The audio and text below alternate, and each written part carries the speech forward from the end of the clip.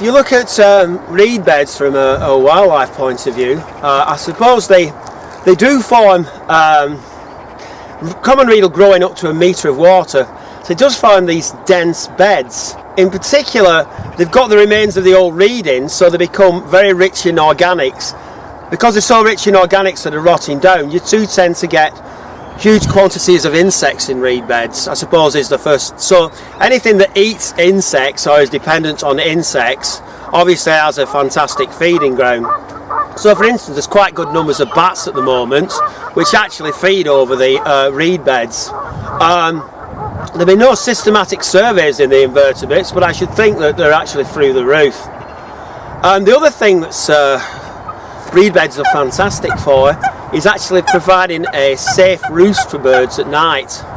Birds are prone to predation by ground mammals, so a lot of things actually get by this by actually locking onto the reed at the top.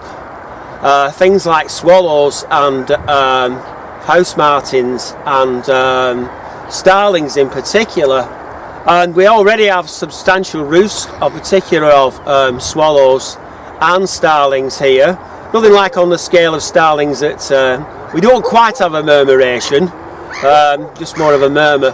But however, we have a nice lot of starlings here. But the third thing, so it's like it's important for feeding. It's important as a safe roost for a lot of groups. Amphibians love it because there's loads of cover and it's moist. It's very good for amphibians.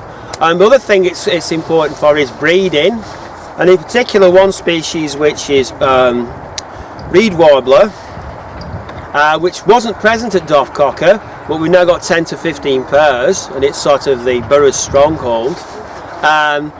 They came in very quickly. They seem to have this uncanny ability to find the smallest patch of reed and actually use it for breeding in. And other birds, in particular reed bunting. Again, there's quite a substantial list, and it's not really been. It's a really good opportunity to just study what is nesting in this reed bed. Okay, just to give you some idea of what's been achieved from scratch here at doffcocker in terms of reed beds. This is now the biggest one in the borough, the biggest common reed bed in the borough. The only one of substantial size is another one at doffcocker, but it's a bit drier than this one. Dry reed beds are not quite as good for wildlife as the wet reed beds, but you can see with this one, as it encroaches out into the water, it's providing plenty of rich wet habitat for various species.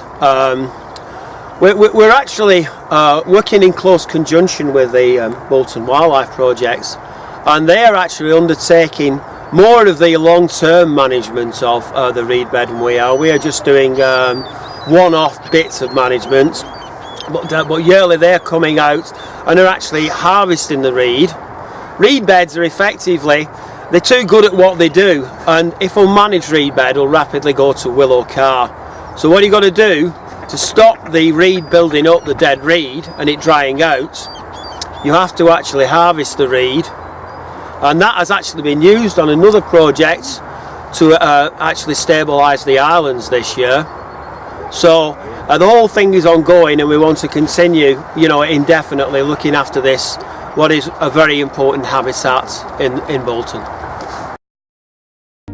The work we've done today was the last bit that we'll be doing on the island this year, and it was the culmination of a lot of effort that's been put in by ourselves, the Lancashire Wildlife Trust, and the Wednesday Wildlife Volunteers, Bolton Conservation Volunteers, who are run by Rick Parker on a Sunday, and also by the doffcocker Management Committee and Bolton Council, who own the site.